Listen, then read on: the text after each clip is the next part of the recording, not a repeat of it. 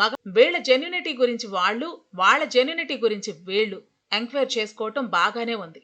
అయితే final twist ఏంటంటే enquire చేసి ఇతరుల కూపీలు లాగుదామని వీళ్ళంతా చూస్తే చివరికి వాళ్ళ రహస్యాలే బయటపడిపోయే పరిస్థితి వచ్చింది. ఆడవాళ్ల సెక్యూరిటీ కోసం పుట్టిన ఈ టీ యాప్ ఆ మధ్య హ్యాకింగ్ కి గురైంది. దాంతో ఈ యాప్ వాడుతున్న లేడీస్ అందరి వ్యక్తిగత వివరాలన్నీ బయటపడిపోయాయట. వాళ్ళు తీసుకున్న సెల్ఫీలు, డ్రైవింగ్ లైసెన్సులు, ప్రైవేట్ మెసేజ్లు అన్నీ లీక్ అయిపోయాయి. ఆడవాళ్ల రక్షణ కోసం ప్రారంభించిన ఈ యాప్లో వాళ్ల సొంత డేటాకే రక్షణ లేకుండా పోయింది. పోనీ దీనికి ప్రతీకారంగా వచ్చిన మగవాళ్ల app tea on her safe గా ఉందా అంటే దాని పరిస్థితి కూడా అంతే అని తేలింది. తాజాగా ఈ యాప్ కూడా హ్యాక్ అయింది. ఈ యాప్ లో ఉన్న పురుషుల డేటా కూడా లీక్ అయిపోయింది. పిల్లి పిల్లి పోరాటం కోతి తీర్చినట్టు అబ్బాయిలు అమ్మాయిలు పరస్పరం ఒకరి మీద ఒకరు నిఘా పెట్టి ఎంక్వైరీలు చేయబోతే చివరికి వాళ్ల పర్సనల్ డేటాకే ముప్పు వచ్చిందన్నమాట. నవ్వొచ్చినా నిజానికి ఇది ఒక సీరియస్ ఇష్యూ.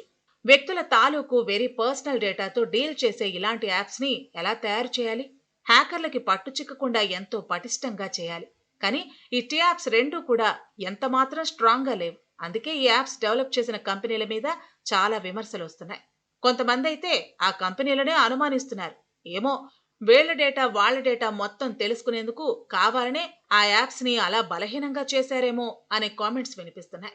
మొత్తానికి అదండి, టీ కప్పులో రొమాంటిక్ తుఫాన్ సృష్టించిన యాప్స్ కదా. సిల్లీ బట్ సీరియస్ స్టోరీ కదూ.